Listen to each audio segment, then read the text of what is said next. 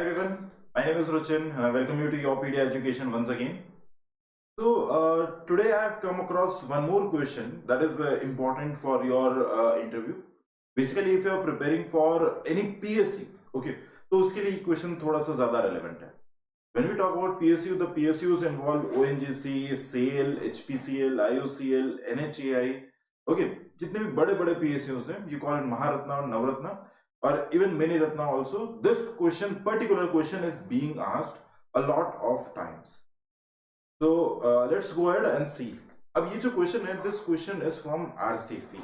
You can see the question is from RCC. Interview question है from RCC. देखो question क्या है? So the question is, what are the various steps involved in concreting process? Concreting का जो process है, okay, starting से लेके ending तक, उसमें क्या क्या वेरियस स्टेप्स इन्वॉल्व है. तो this is the question answer. अब many of you will think कि कंक्रीटिंग प्रोसेस क्या है, सीमेंट सैंड एग्रीगेट उनको मिक्स करना है और फिर उसको बस लगा देना है. Is that so? नहीं. अब देखो इसका आंसर कैसे बनता है. What is the answer?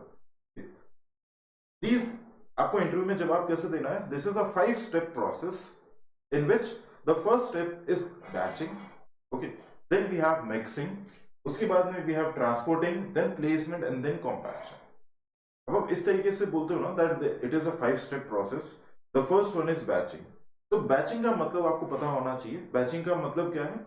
We are just weighing different ingredients. Okay, और let's say we are just measuring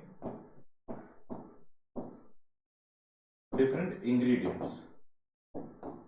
concrete बनाने के लिए सीमेंट सैंड एग्रीगेट है, उनको हम क्या कर रहे हैं? मेजर कर रहे हैं. This measuring can be done on 2 basis.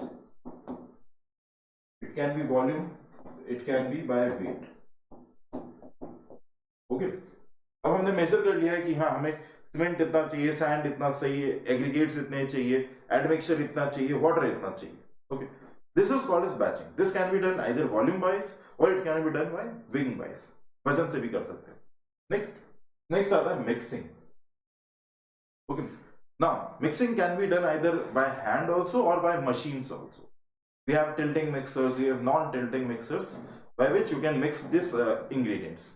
उसके बाद में आता है ट्रांसपोर्टिंग. ओके, अब ट्रांसपोर्टिंग जनरली जो कंक्रीट होता है जो बड़ी साइट्स पे आता है दैट इज यूजिंग आरएमसी.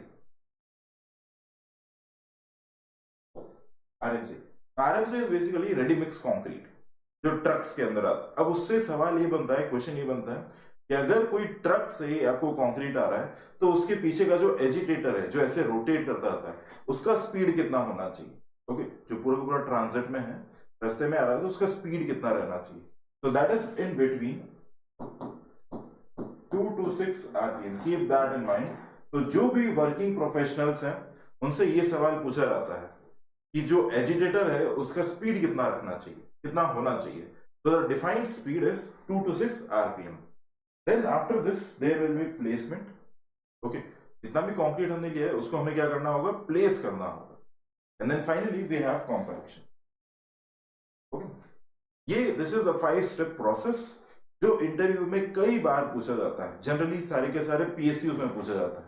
तो अगर आप बोलते हैं कि आपका फेवरेट सब्जेक्ट RCC है तो this type of question is being asked कि कंक्रीटिंग का प्रोसेस बताएं. या हो सकता है कि इंडिविजुअली आपसे पूछ लें, ये बताएं कि बैचिंग क्या होता है, मिक्सिंग क्या होता है, या फिर फॉर एग्जांपल ट्रांसपोर्टेशन क्या है, प्लेसिंग क्या है, कॉम्पैक्शन क्या होता है. और इवन इसके अंदर ये भी पूछा जा सकता है कि what is workability and all. ये चीजें डिफाइन करें.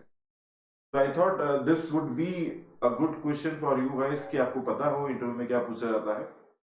ओके, तो alright, we'll meet in the next lecture, next session, जिसमें I'll come across with one more important question जो पूछा जा सकता है in any interview. So we'll meet in the next session. Till then, everyone take care. Bye bye.